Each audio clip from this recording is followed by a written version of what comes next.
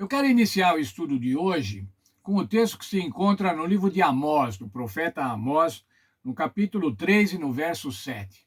Lá diz o seguinte: certamente o Senhor Deus não fará coisa alguma sem primeiro revelar o seu segredo aos seus servos, os profetas. Esse verso quer dizer o seguinte, irmãos: o Senhor revela aos profetas os acontecimentos que se seguirão.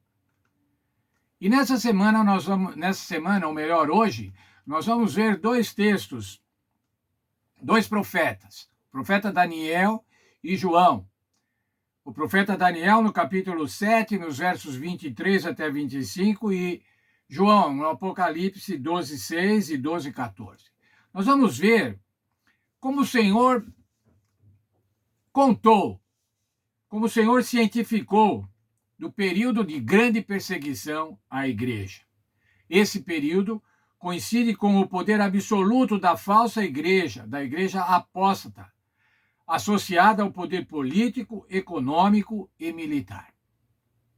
Vamos ver qual é esse período, como é que esse período se encaixa na história, nas datas da história. Veja lá, por favor, Daniel 7, 23 a 25. Vou ler o texto todo. Então ele disse: o quarto animal será um quarto reino na terra, o qual será diferente dos outros reinos, e devorará toda a terra e a pisará aos pés e a fará em pedaços. Os 10 chifres correspondem a 10 reis que se levantarão daquele mesmo reino.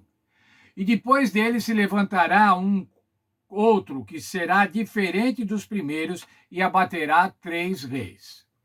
Proferirá palavras contra o Altíssimo, magoará os santos do Altíssimo e cuidará de mudar os tempos e a lei. E os santos lhe serão entregues nas mãos por um tempo, 2 tempos e metade de um tempo.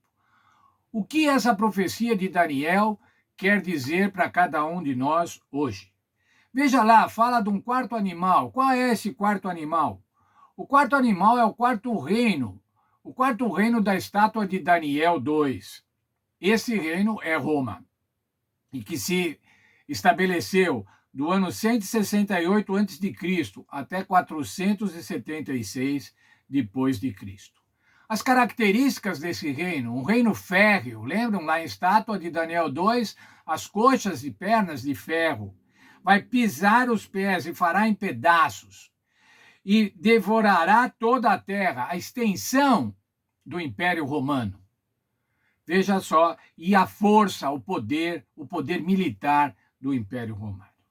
Mas após dele, os 10 chifres correspondem a 10 reis que se levantarão daquele mesmo reino.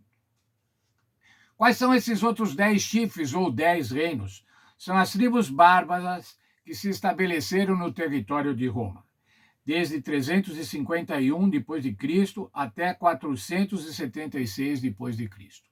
Essas 10 tribos bárbaras originaram as nações da Europa, e elas se estabeleceram após o Império Romano, elas se estabeleceram. Veja só, ou melhor, na decadência do Império Romano, elas se estabeleceram. E depois dele se levantará outro animal, que será diferente do primeiro, e abaterá 3 reinos. Será um outro reino, mas um reino diferente. Não um império, mas um reino diferente. Esse reino é a Roma eclesiástica, a Roma papal. E quais foram esses 3 reinos que ela abateu? Os érulos, os vândalos e os ostrogodos, os últimos povos bárbaros a serem expulsos de Roma. Mas qual é a atitude desse reino diferente? Proferirá palavras contra o Altíssimo, magoará os santos do Altíssimo e cuidará de mudar os tempos e a lei. O que são isso, irmãos? Isso são as atitudes de Roma contrárias à verdade bíblica. São as heresias perpetradas por Roma eclesiástica. Mas aí diz assim: e os santos lhe serão entregues nas mãos por um tempo, 2 tempos e metade de um tempo. 3,5 tempos, 3 anos e meio, ou seja, 1260 anos. Aonde que está esse tempo? Como esse tempo está na história? No ano 538 depois de Cristo, foi expulsa a última tribo bárbara de Roma, os ostrogodos.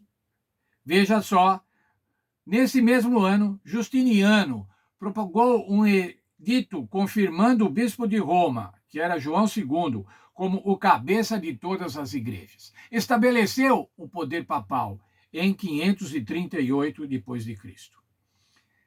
1260 anos depois, ou seja, em 1798, o Papa foi aprisionado pelo general Berthier, o Papa Pio VI.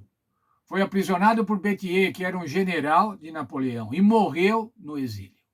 Esse período, então, o período de 538 até 1798, é estabelecido como o poder papal, o poder absoluto da Igreja de Roma.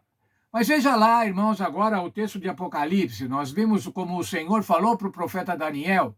Como é que o Senhor falou agora dos seus planos para João? Apocalipse 12, 6. A mulher fugiu para o deserto, onde Deus havia lhe preparado um lugar, para que nele a sustentasse por 1260 dias. Veja, o mesmo período, 1260 dias, e a profecia é interpretada como um dia equivalente a um ano, portanto, os mesmos 1260 anos. Quem é que fugiu? A mulher, ou seja, a igreja. A igreja foi preservada nesses anos. Ainda que perseguida, havia um remanescente da igreja que estava sendo preservado. Veja ainda Apocalipse 12, 14.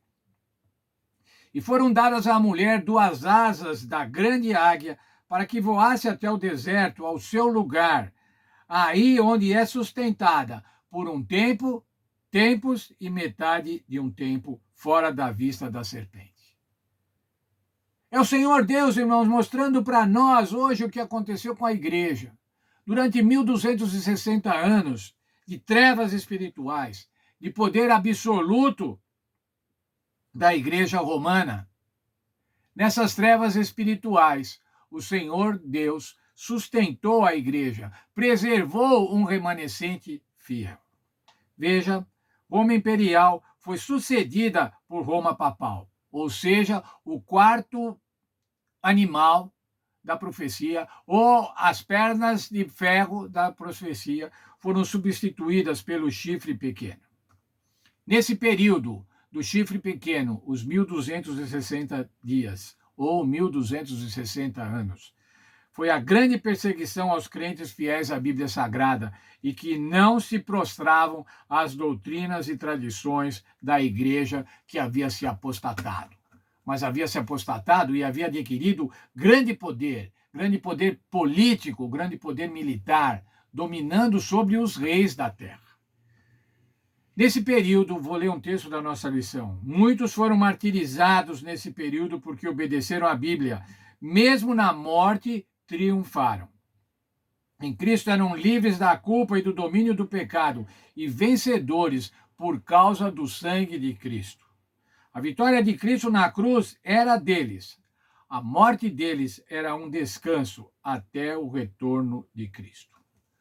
Quantos irmãos nossos, nestes séculos, do Império Romano e do Império Romano Papal, quantos perderam a vida por conta da fidelidade ao Senhor Jesus, por conta da fidelidade à doutrina da Bíblia, por conta da fidelidade à Bíblia Sagrada.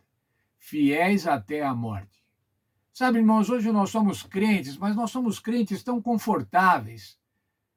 Raramente nós temos alguma perseguição, provavelmente não temos nenhuma perseguição. Mas muitos que nos antecederam, muitos, milhares, morreram por causa da fé e da fidelidade no Senhor Jesus Cristo. Isso deve servir para nós como exemplo. Para se um dia estivermos sujeitos à perseguição, se um dia estivermos sujeitos a lutas, a provas, nós possamos encontrar nestes que deram a vida pelo Senhor Jesus, encontrar nesses um exemplo para as nossas atitudes. Que Deus abençoe a cada um de nós e que nós possamos também ser triunfantes. Ainda não somos perseguidos, Mas se formos perseguidos, irmãos, possamos ser triunfantes, triunfantes no poder do Senhor Jesus Cristo.